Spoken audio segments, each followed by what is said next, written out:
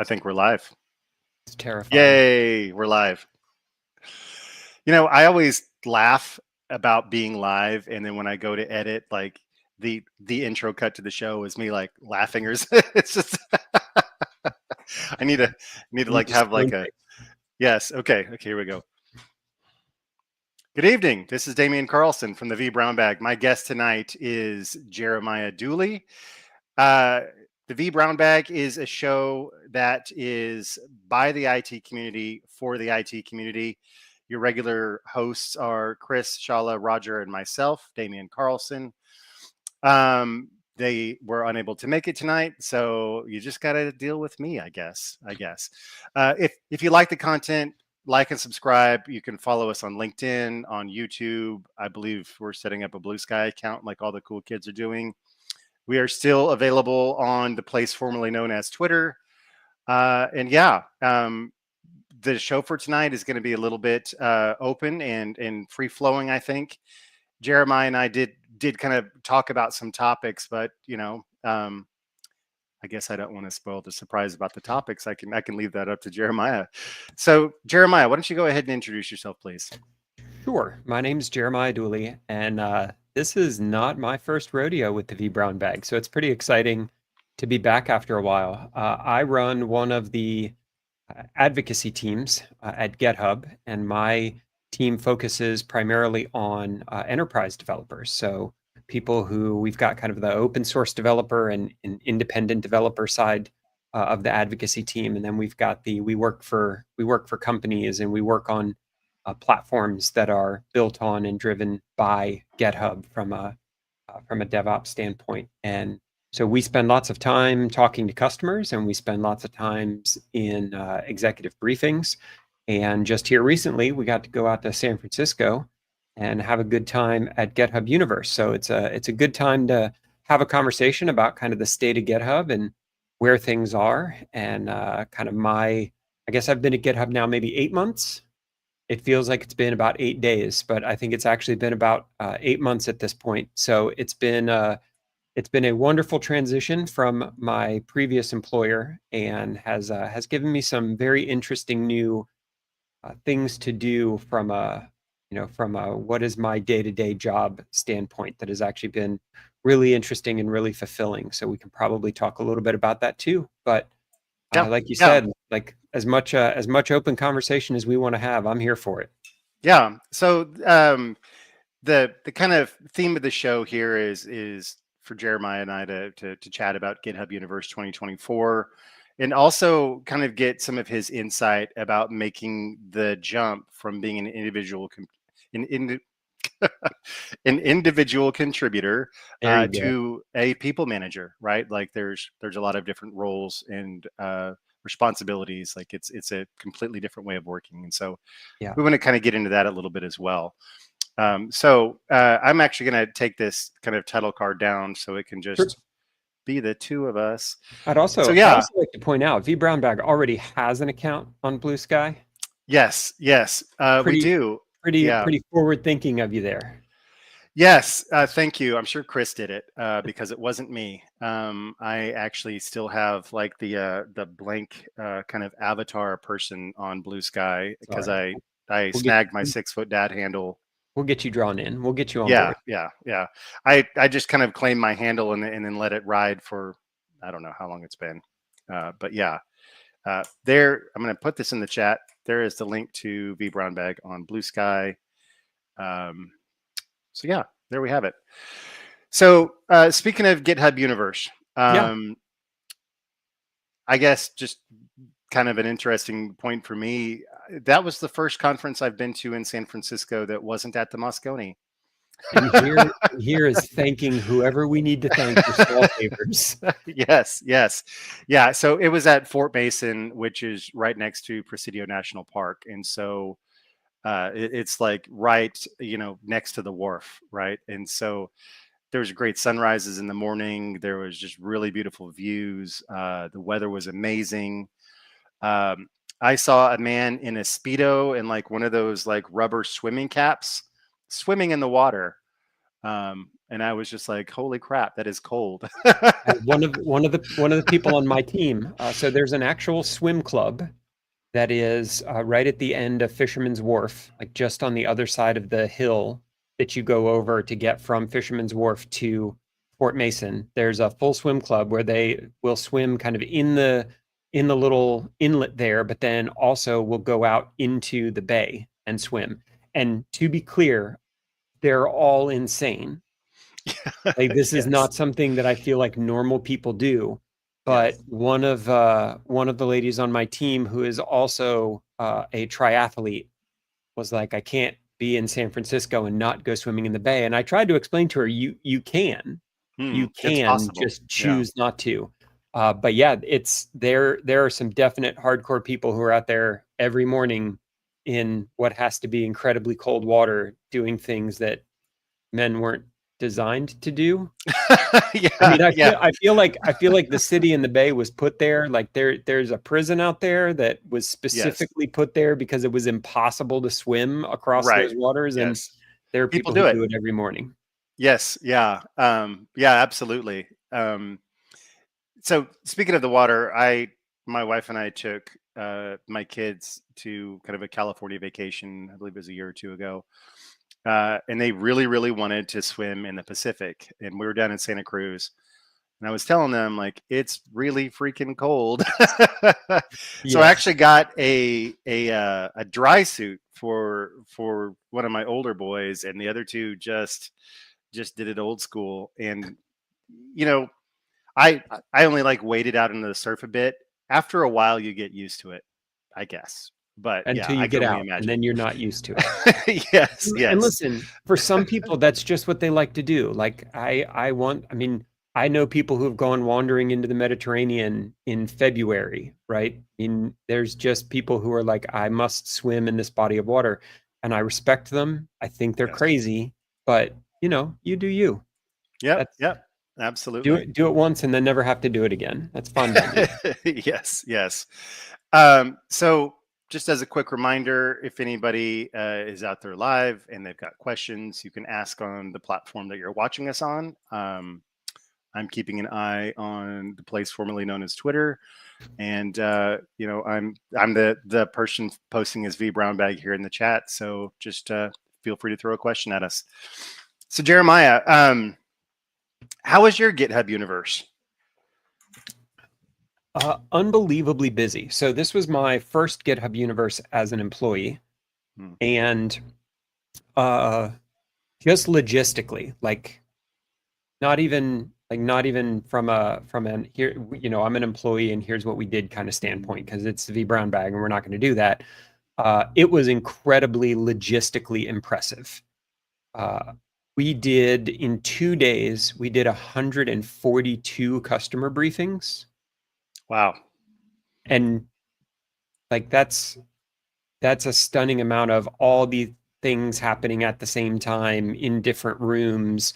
And if you've ever done an executive briefing with a customer, you have 3 to 5 speakers to coordinate. You've got however many people the customer is bringing. You've probably got somebody from PR who wants to be in the room to make sure that people aren't saying crazy things.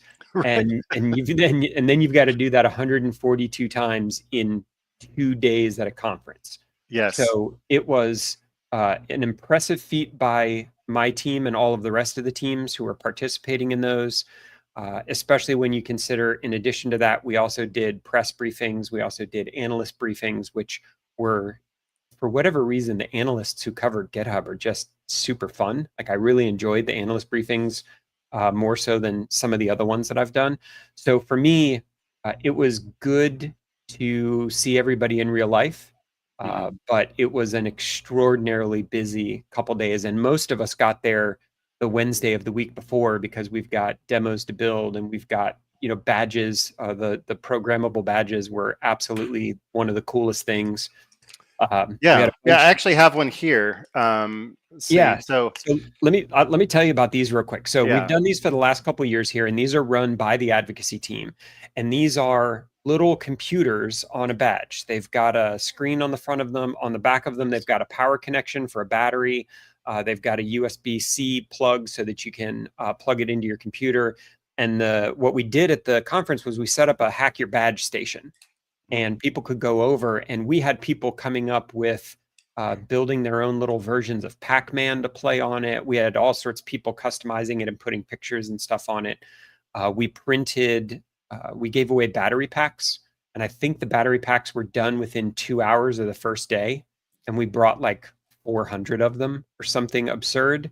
And we 3D printed, actually we're 3D printing in the booth the backs for the battery packs.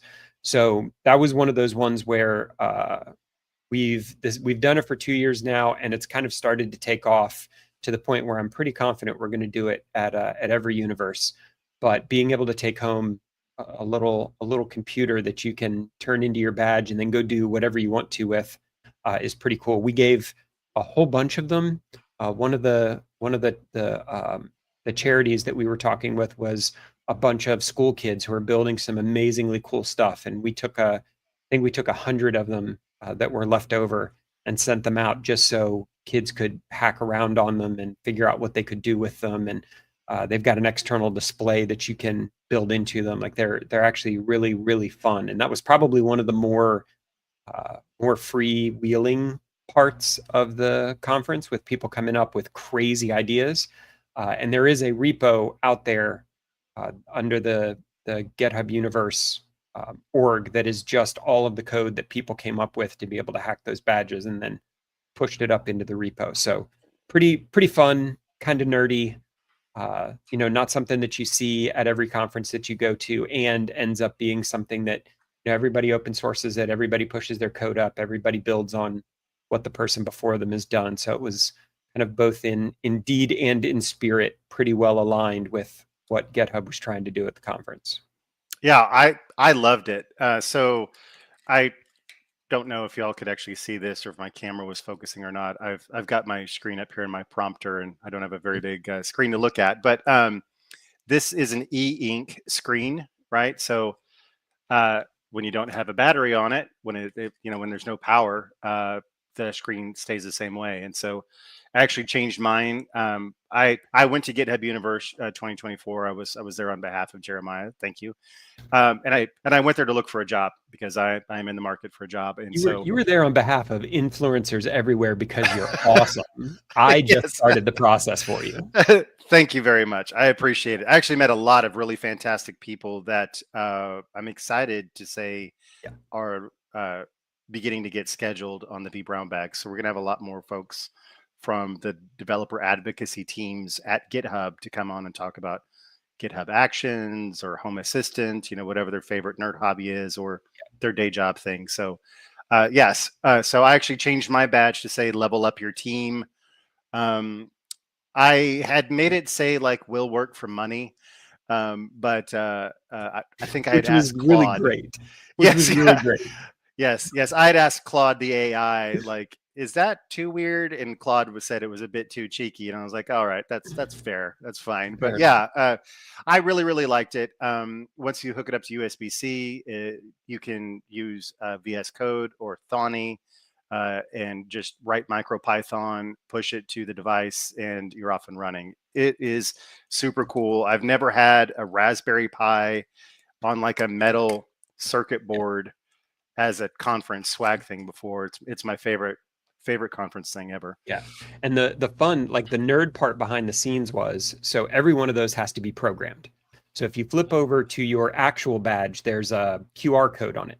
And that's the QR code that normally would be for like a vendor to be able to scan your badge or something like that. And so what we did was we built out a series of workstations at every place that they were going to be doing badging. So we did a day 0, which was for all community and partners. That was which was over at the Intercontinental on the other side of town. But you were able to go get your badge there. You were able to get your badge at some of the hotels. You were able to get your badge at Fort Mason. We set up little Raspberry Pi stations with a QR scanner so that every time someone came up and got their badge printed, they could also hook the badge up, the Badger badge up to USB-C through the Raspberry Pi, scan the QR code, and then have it program your badge with the defaults. So program your badge with your name and your title and the company that you were there with and all of that stuff in there. So it is a very nerdy thing, but also had to be distilled down to its absolute most simple way of interacting, because the contractors who are there doing the badge scanning, no one is going into a command line and trying to troubleshoot why this isn't working, right? So Yeah. we had to make it as foolproof and repeatable as we possibly could, with lots of, oh, that one's not working, just swap it out for a new one and keep going type of instructions.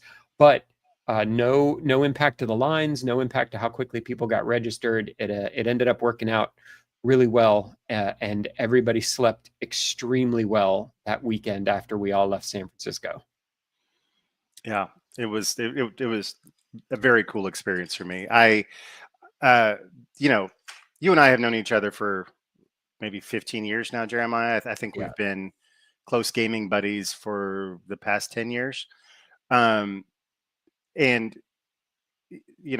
just as a matter of fact, I've been to like Yes, we've been to a 30 lot of conferences maybe, right? Like, and that's not really a lot of conferences to have gone to in the past, 10, 15 years. 30 is just kind of an estimate I'm making. Probably 20 of those were VM worlds, or here and in Spain, et cetera, right? So yeah, I had gotten really cynical about conferences, right? Like, if you go to more than a couple in a year, they all look the same, right? It's like, oh, great, we are back at the Mandalay, or we are back at the whatever the other one is, the Sands, right? Like, yay, like here we are, or we're at the Moscone, and everything feels the same. And then, I didn't go to conferences like so many other people due to COVID, and then post our COVID lockdown in America, just the way that travel happened with companies and conferences, et cetera. Um, you know, it actually took a while for kind of conferences to come back, and for companies to remember how to actually do a conference. Yeah. So, long story short, I hadn't been to a conference in probably 4 years, right? Not in person. I'd done the virtual things, which are not the same. And I was away long enough that I was really, really happy to be back again. It was like, wow, here we are. Here's the show floor. Here's the keynotes, right? Like, I really, really enjoyed the experience, and the overall. How would you describe the overall kind of atmosphere of the attendees, Jeremiah? I think not just the attendees of the conference, but I think the GitHub customer base, the GitHub audience in general, is pretty eclectic, because the heart of GitHub will always be open source. And so there's a huge number of attendees of the conference who are actual honest to goodness developers, like people who write code every day. And this is the tool, this is the platform that they use to do that. And they want to know what's new and what works. But it's also a whole bunch of very large companies who have products that require code to be written, who want to give their employees the best platform that they can to be able to do that at scale, with the controls and with the security that they need. So it's even more so than something like a VMworld, or even a reInvent.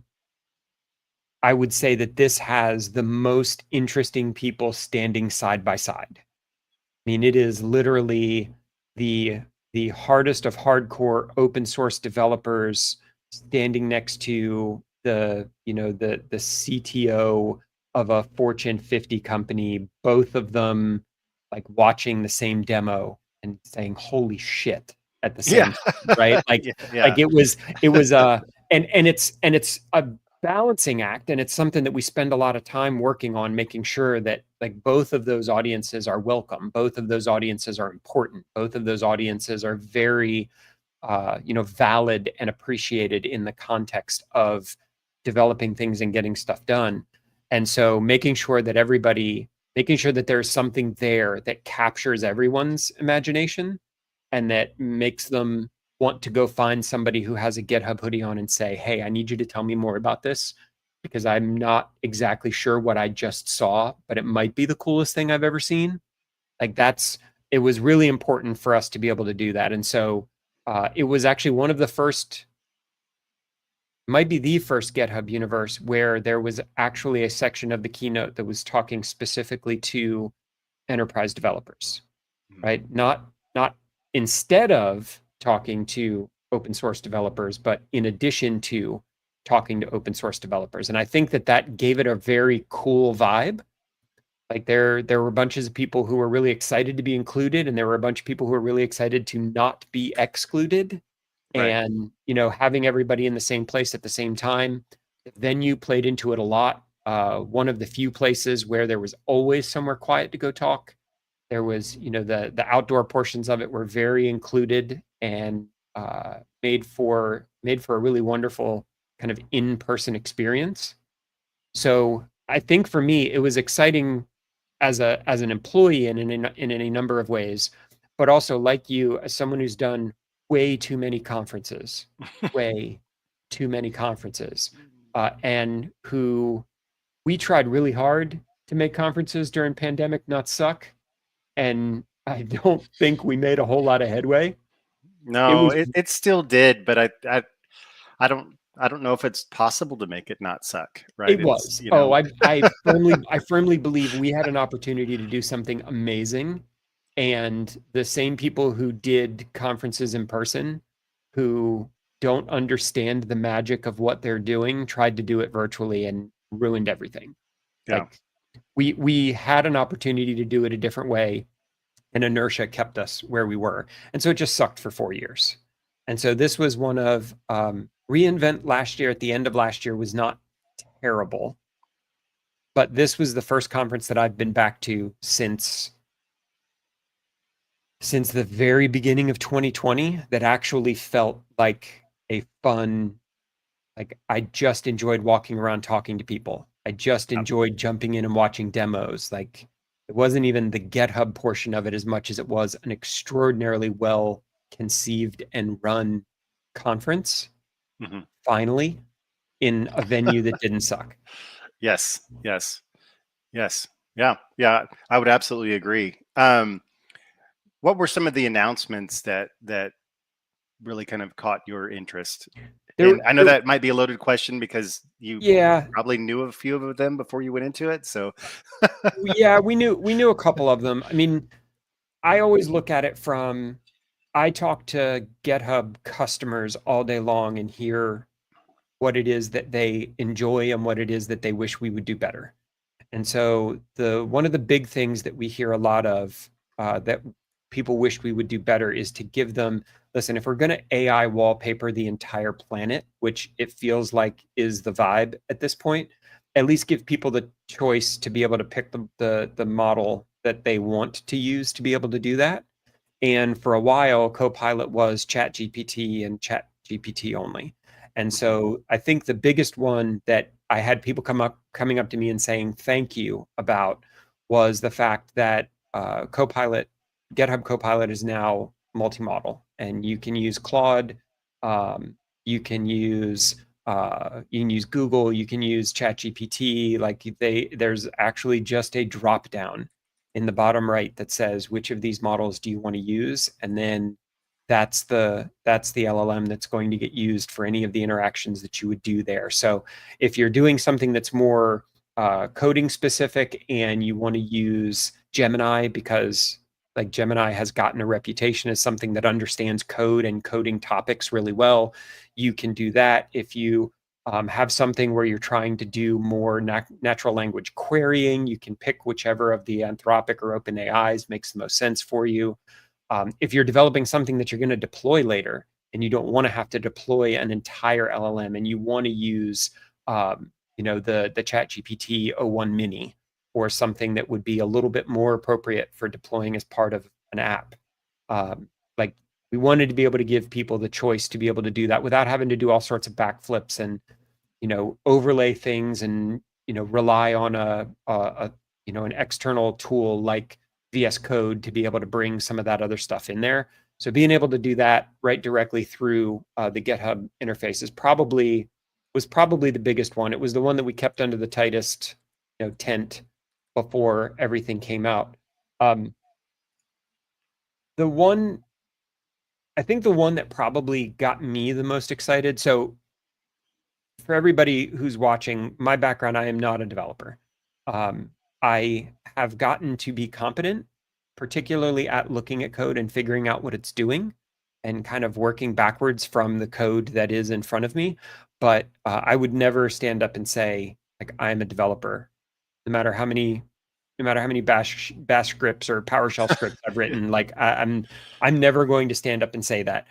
But Yes. what Same I here. Same what here. I what I have are lots of ideas that if I were a developer, I feel like I would love to make headway on. And one of the things that we released as part of GitHub Universe was one of the GitHub Next projects called Spark. And Spark kind of takes that idea of, if we're going to use AI to build everything, why don't we simplify the front end so that people like me who don't have experience in how do I set up and start building an app and start developing or start writing code and developing what it is that my idea in my head says it should be, what if we just gave them a way to be able to do that really easily from a native front end? Like, just open it up and start talking to it and have it actually build an app. And I was very skeptical before, like, when we were told, hey, this is what we're building, because we've seen lots of, no code and low code. And we've seen lots of these, like, we want to make development more accessible to the masses. And usually what it means is like a UI based query tool, right? Like we'll put something in the background that's at some data source and then give you the ability to query what you want and then format the way it lays out. But I don't, like, that's not, I have an idea for an app and I want to go build it. And Spark is the closest thing that I've seen to, like, oh shit, I I can actually do that. And so Yeah. we got to spend a little bit of time before Universe playing around with it. And there's a couple great demo videos that are up on YouTube that give you kind of a good overview of, like, what it is and what it does. And it is by far the thing that I've played with the most since we left Universe. So I would say that probably those two, like the multi-model on the front end, but then also like legitimately having GitHub release something that talks to the people like me, right? The people who were in enterprise IT for their whole careers, the people who, sold storage arrays and infrastructure stacks and played around with virtualization and scripting and those sorts of things. This tool is pretty damn cool. Yeah. My 16-year-old was using the new multi-model with GitHub Copilot. He's a student, so he gets Copilot for free. And so I forget, is there a specific model that you can talk to, like you could your digital helper on your phone? Is that a specific model, or is that just like a new functionality? All of the models will do that. Okay. The one that he's probably using would be the default one that's built in, which is ChatGPT. Okay. So yeah, he was actually he was having it build a game, and he was just kind of telling the model what the game, like what he wanted the game to be. And he was doing this, I think, last night, and he actually had it write a soundtrack, and he was just so blown away by the model putting notes and chords into an array and then using the NumPy module to somehow like access them and like make this generated music that didn't suck, like it wasn't just like a bunch of random notes that just sounds like white noise, right? But he was just beside himself with happiness about how cool it was, right? So that is cool. Like, And it is. bottom line, it's And very cool. it is. And I think, again, like, when you go back to that spirit of, as a company who makes developer tools, why do we have to be limited on what the definition of developer is, Hmm. right? Like there are if we know anything about the world, it's that there are people who have great ideas or who need things every day.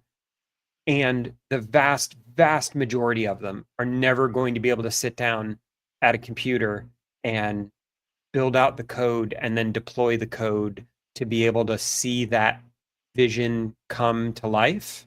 Hmm. And so I feel like getting like being deliberate about not gatekeeping what a developer is and letting people have good ideas and then bring those ideas to whatever kind of life is necessary for that idea. The more we can facilitate that, the more that we can make that be the reality, the more that we can help that be the definition of developer. Like I feel like that's right in our wheelhouse. Like if we're not doing that, we're just, we're just iterating on something that was really popular 10 years ago. Right. And like nobody wants to see that out of GitHub, and certainly GitHub doesn't want to see that out of ourselves. So Yeah. this is the kind of stuff. And for those of you who haven't been to it, next.github.com is that's the bleeding edge stuff. Like this might be a product someday, but right now it's just a really cool proof of concept. And there are a couple more that we announced at Universe that will probably make their way out there here over the next couple months. But that's the playground. That's the let's throw it against the wall and see what sticks. And that's where Spark is right now. But damn, it's pretty impressive. I'll have to check it out. It's been super busy for me in my personal life since I got back from Universe, so I haven't even had a chance to do much with it, with the things that I saw and learned about.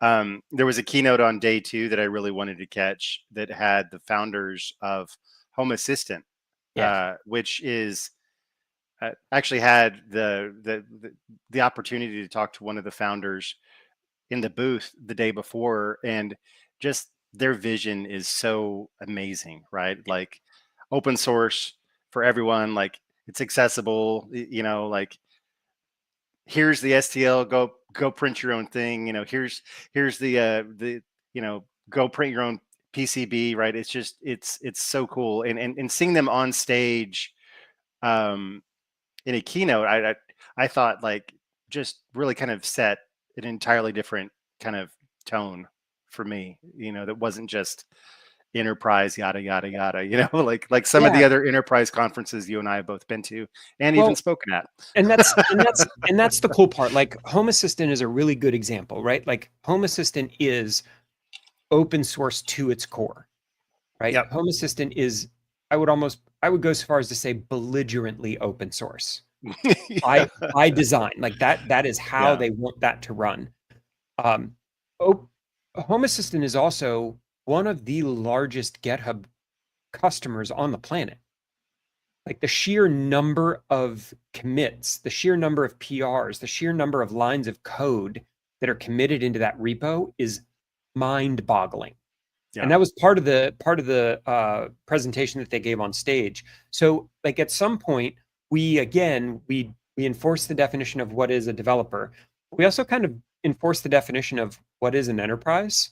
Like I work with some of the largest open source foundations on the planet who are far, far more enterprise than many of the like Fortune 50 companies that we deal with, right? Um, the idea that you can't be both, or the idea that it is an either or kind of thing. Home Assistant is a great example of how that line gets real blurry real fast, particularly when a project gets large enough. Yeah. So it was interesting because, again, they are openly and avowedly open source, and that project has taken off and has an entire ecosystem. Like it is the star that there are lots of things orbiting around. Yeah. And yet, when I would talk to analysts or when I would talk to customers, they would ask, "How is Home Assistant doing this?" Right? So, like, it's not how is Microsoft doing this, or how are these Dow Jones listed companies doing it? It's like that open source project with those two guys how are they doing this? Because we struggle with this, doing this many PRs. How is it that they're managing that? So the Home Assistant demo was really cool. The advocacy team got to be involved in that in a bunch of different ways.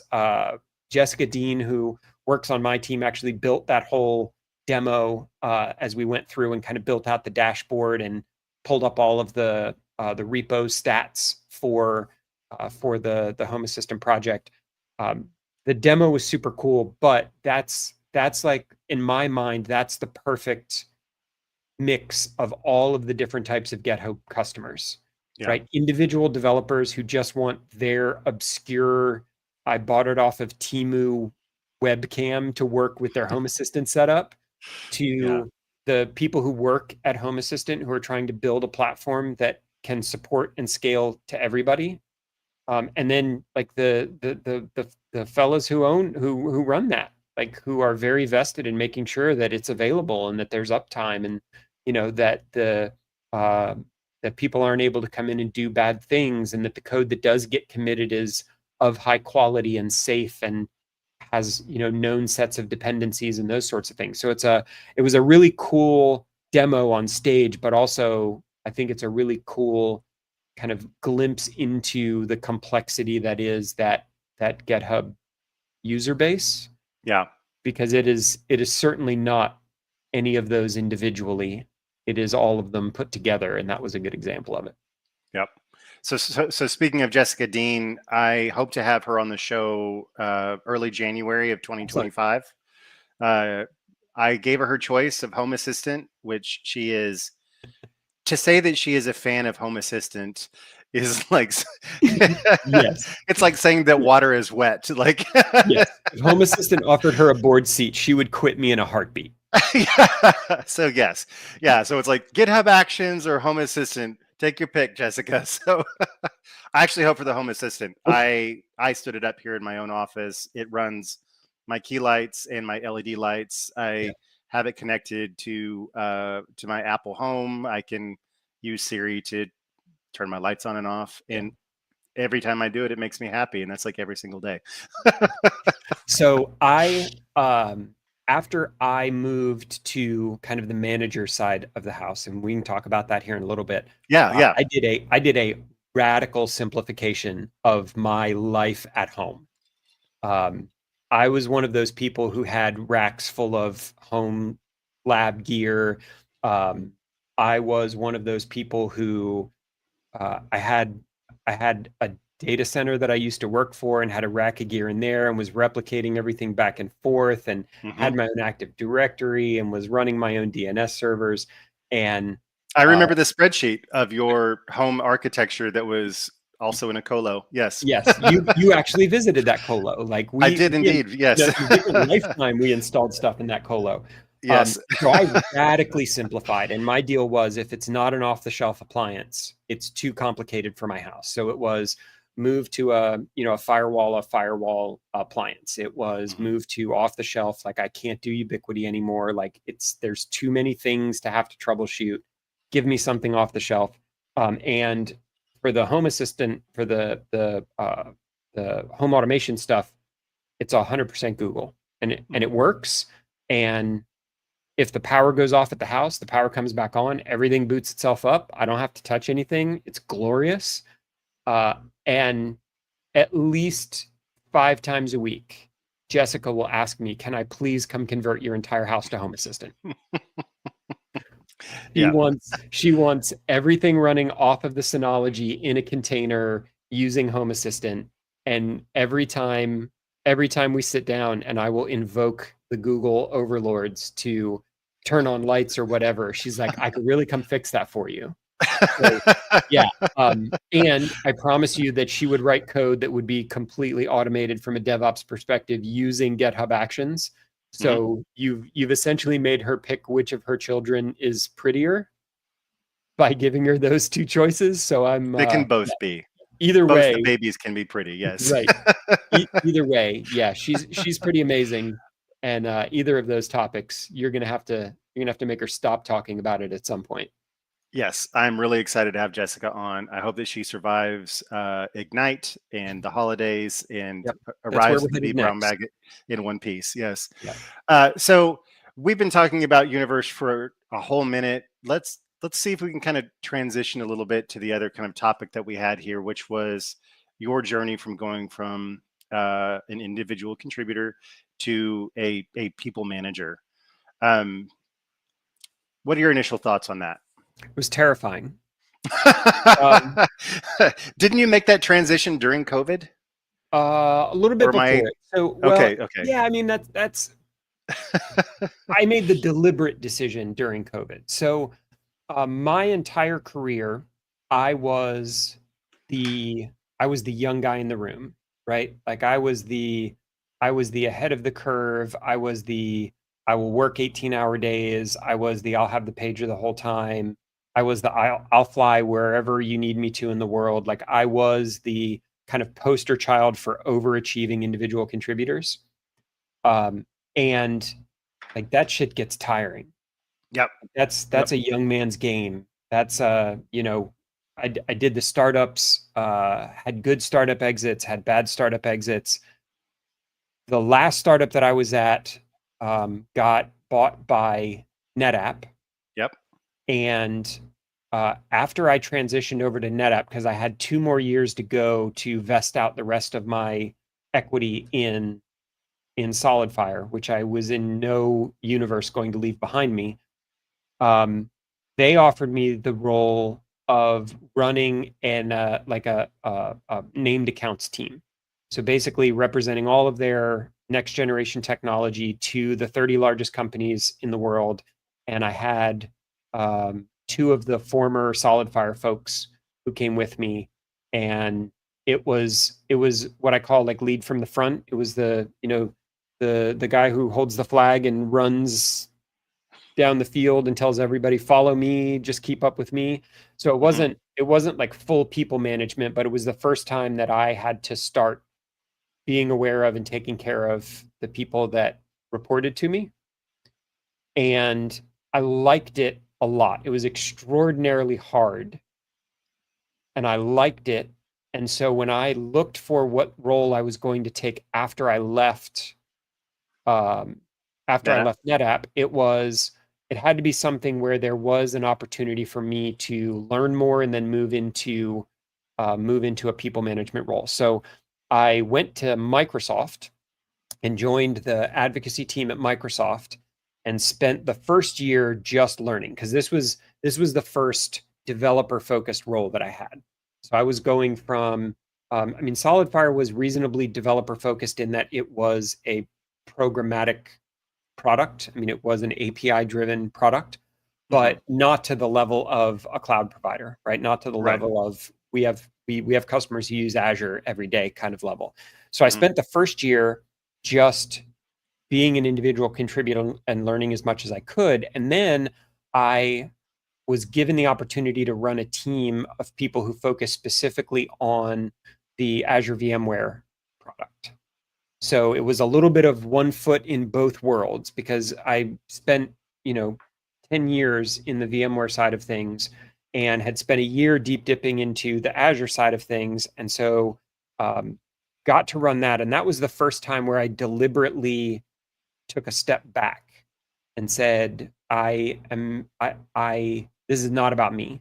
This is not about kind of where I'm going or what I want to do. This is about making these people that work for me as effective and efficient and successful as possible. Um, and it was maybe the hardest thing I've ever done in my career. What what was there any single challenge that stood out to you the most, or was it just literally Yeah. everything? So it's a um, we context switch a lot, Hmm. right? Just in our everyday lives, we've got work contexts and home contexts and kid contexts and marriage contexts, and we switch contexts a lot, but those contexts are almost always dependent on the audience. Moving from an individual contributor to a manager forced me to context switch my role in what I was doing. And it's almost like there are two big context switches. The first one is when an individual contributor moves into like a senior or a principal role. Mm-hmm. And that context switch is from I, where everything is about me. How am I going to be successful? How am I going to complete this project? What sort of visibility do I have, to we? How are we going to complete this project? How are we going to be successful? Okay. The second context switch is way harder because it goes from we to you. Hmm. It goes from me playing a part in what we're doing here to me simply facilitating you playing the best part you can. And it's tricky because I would bet for most of the people who are listening right now, the worst manager you ever had was an extraordinarily good individual contributor before he took that role. And what he is struggling with is that context switch. Yeah. It is, how do I make this not about me? How do I make it so that I don't immediately run back to the individual contributor work that I'm really good at the first time I am uncomfortable or the first time I am challenged? Mm-hmm. How do I stay here and make this about you? And I had a really good teacher at Microsoft, and I had a great team of people that I was working with. I had technology that I was comfortable with. Like, I feel like I had the best possible setup, Mm-hmm. and it was still hard as hell to because there were so many times where I just wanted to jump in and just be like, listen, I got this. I see you're struggling with this. I'm going to do it for you. It'll be great. Watch how good I am at this. And having to constantly fight, like, that is not my job. That does not Yeah. do anybody any good. Like, that is not going to further anyone's career or confidence or ambitions. And so I had the best possible setup, and it was still incredibly hard. And then at the end of that, I got a job offer from Amazon to go over and run their advocacy team for the ECS Elastic Container product. And it was one of the most challenging jobs I've ever had. And we'll just kind of leave that hanging out there. But was the thing that made me confident that I can actually be a manager, like an actual people manager, not a middle manager, not a token manager, not a run hard and keep up with me manager, but someone who could actually make a group of people better at what they do and more effective at what they do, while getting the things that need to be taken off of their plate away from them. I think my team was 9 people at Amazon, and so many different backgrounds, so many different types of people. The concept of treating people fairly, not equally, was something that Amazon taught me, that team taught me.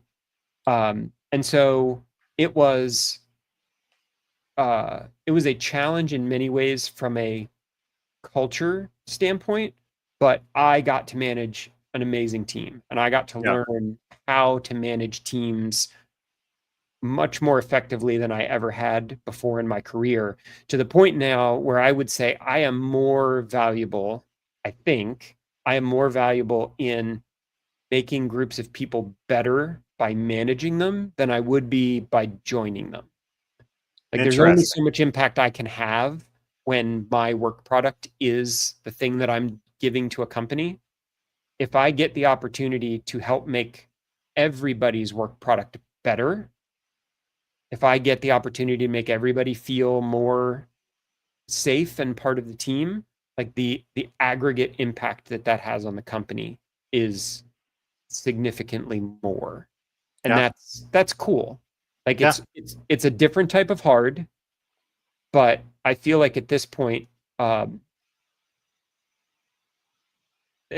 hard part is that there's so much of our industry where that's the only way to advance, right? Is Where by stepping on people as you climb up, and then that pulling the too, ladder up behind you. right, right.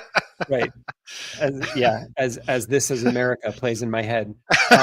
Yes, but We already talked about this, Dooley. We're not going there. we did. We did. But what I mean is, there comes a point in your career where there are many, many companies that say you must move into a management role in order to continue to advance. Yep. Well, of Right. And course, for so sure. you inflict people who are not capable of making that context switch onto people who just want to be good at their jobs.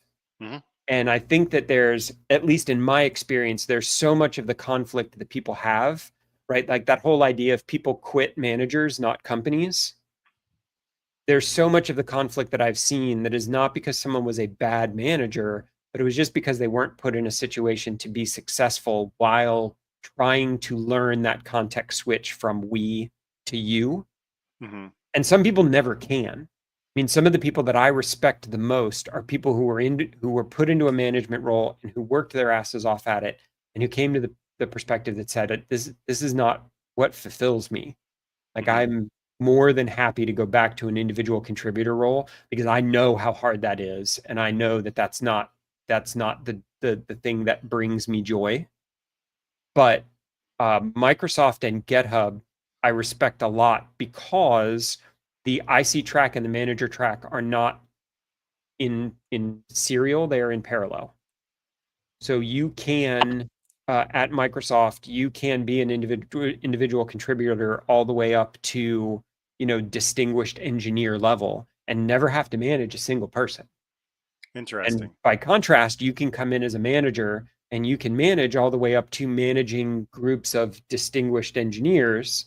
And you don't, there's never a mandate that no matter how good you are as an individual contributor, in order to achieve more individually, you have to move into this thing that, by the way, takes a really good individual contributor away from the company, which Right. sucks. Right. And if you can't navigate that context switch well, impacts other really good individual contributors at the company. Like, it's a Hmm. pretty high risk, low reward transition for people who just want to get another raise. Right. Right. So Yeah. Yeah. Yeah. Like if I'm they're at the top of their pay band or something. Yes. right, Yeah. right. And the only way that I can get where, above where I am now is to move into a manager role. And now I don't get to be an IC anymore. And I don't know how to relate to other ICs because I've always been competing with them. And now I'm supposed to be advocating on behalf of them. And my Yeah. brain hurts and I don't know how to do this. Just let me go build content. Right. So and we're seeing more and more of it. And I would love to hear feedback from the folks who are watching, like, of other companies who are looking at it the same way. Because I think if I was in the market looking for a job, regardless of which side of that IC or manager line I want to sit on, having a company who understands that those are not interchangeable Right. and that it can hurt a lot of people really quickly if you put the wrong person in one of those management roles. So I would love to hear about, because we get people asking all the time, who are great companies to work for? Like, who would you recommend talking to for jobs and those sorts of things?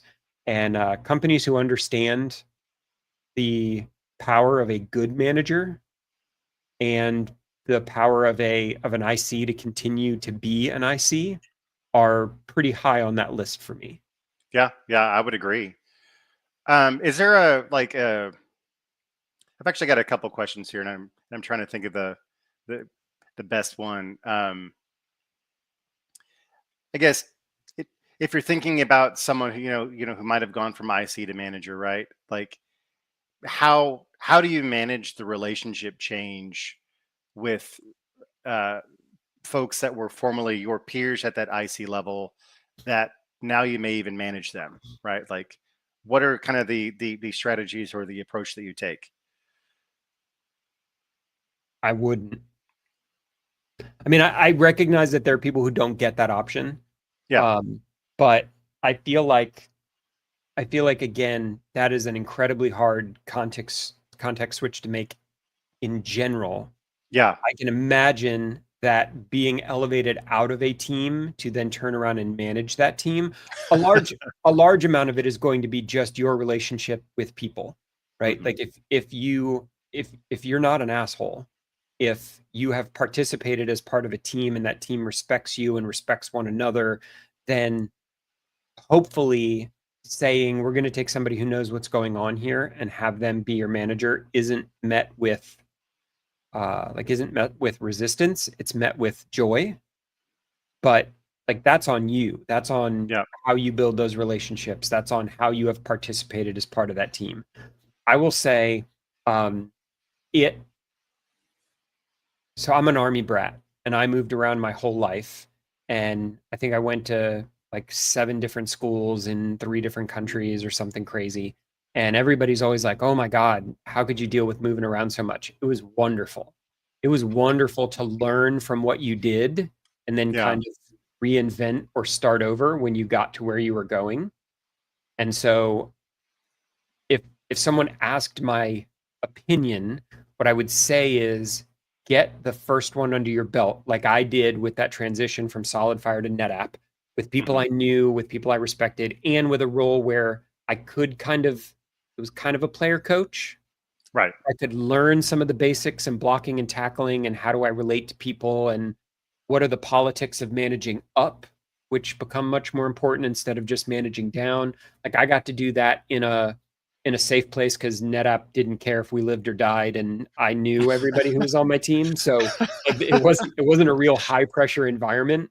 But I knew that if I wanted to do that seriously, there was going to be a transition, like there was going to be a job change that needed to happen. That makes And sense. the job change to Microsoft got me in that door and let me kind of take what I feel like is that next step into a full-time, not player coach manager role. And then the move to AWS was really put up or shut up. Like it Right. was like I had to have a genuine conversation with me and with a bunch of people who are close to me around, am I willing to go all, because there's no going back. Like at this point in my career, I can't go back to being an IC. Like there's just been too much time. The amount Yeah. of stuff that I would have to learn to go be, a sales engineer or to go be a product manager or to go be an individual contributor who is worth anything. Like I had to deliberately choose to cross that line. And being able to go to a new place and start from scratch with nobody knows who I am. Nobody knows my management style. Nobody knows the things that Right. I'm worried about. Like I could go in and just project the confidence that I wanted to project, was very useful. And not everybody gets that opportunity. And certainly, I would argue in 2024, that's a lot harder to do than it was in 2018 and 2020. Yep. Like it's not the same job market, all the way around to be able to do that. But I think you can. I think if that's something you even remotely think you want to do, you need to start preparing those relationships now. You need to start defining how you participate with your team and how your team sees you before that becomes available. Yeah. Rather than afterwards. Because the worst case scenario is taking a management job and having people who work for you that also applied for that management job. Yeah. Yeah. Right. Yes. Um, Yep. there are 2 people at GitHub who applied for the job that I have now. And so the necessity about being open and transparent and honest and like committing to their welfare as professionals is not optional. Like Yeah. coming in and having a chip on your shoulder or having an ego about things, like it just, again, not everybody needs to be treated equally, but you have to be able to treat everyone fairly. And that's a lot easier to do when you're coming in as a blank page rather than coming in as somebody that I've worked with for the last 3 years. Yeah. Yeah. Is there like a specific communication style that you developed that you feel has allowed you to effectively lead and motivate your team? Or do you think it's just simply being fair and open and honest that is the kind of the secret sauce there. I think it's um, the recognition of we talked a little bit about it earlier. My job is to both manage up and manage down. Mm-hmm. And we've all had managers who are really good at managing their leadership teams, but who are pretty terrible at managing the people. Yep. And we've all had managers who are really good at managing their people, but were kind of lost politically. And that ended up being limiting for everybody on the team. And, particularly in 2024, when I woke up one morning at AWS and had 10,000 of my friends fired. Like the not doing both is kind of a limiting factor all the way around. So I would say that the communication style, I mean, being honest and transparent, I feel like those are table stakes, but making sure that everybody understands that the managing down and the managing up go hand in hand, right? And there are absolutely people on my team who refuse to toot their own horn, refuse to make a big deal out of the work that they're doing. And it's my job to make sure that they know that that's okay. I don't need you to stand on stage and brag about yourself. But I have to, right, in the right context, in order to help manage up, both for the good of the team and for the good of you. Right. And so if you, whatever the communication style is, and it's going to differ, I manage really senior people. Right? Like I manage people who've been doing this for a long time. I manage people who are really, really good at their jobs. There are 9 developer advocates for the entirety of GitHub for the entirety of the planet. Like these are people I am in awe of from a technical standpoint. My communication style with them is going to be different than when I worked at a data center where everybody who worked for me were kids out of high school and college. Oh, of course. Right? So yeah. I think the communication style, regardless of what ends up being appropriate for the group that you're managing, the idea that I only exist to serve you, and like your job is to make me look good. My job is to make my boss look good. And we will do that together in a way that makes it apparent the effort that everyone is putting in, and that will ultimately be good for your compensation, that will be good for your career. Yeah. Right? Like you just have to help me manage up, and in return I will manage down in a way that is appropriate and effective. And earning that trust, especially in a new role, especially in a role with very, very senior people, like you can't mess it up. Yeah. You can't mess it up very much. Like that's a hard one to come back from if you do.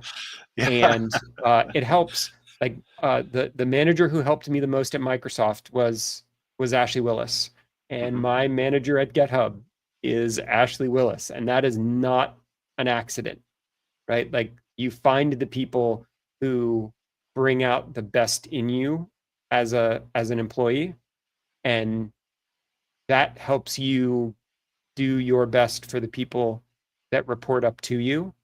Yeah. And so I think early on in our careers, you always ask, like, why do the same people seem to be like package deals who move from company to company, right? Like that seems weird. Why would people do that? And then you get to this part of my career and I'm like, oh, you're never working anywhere without me.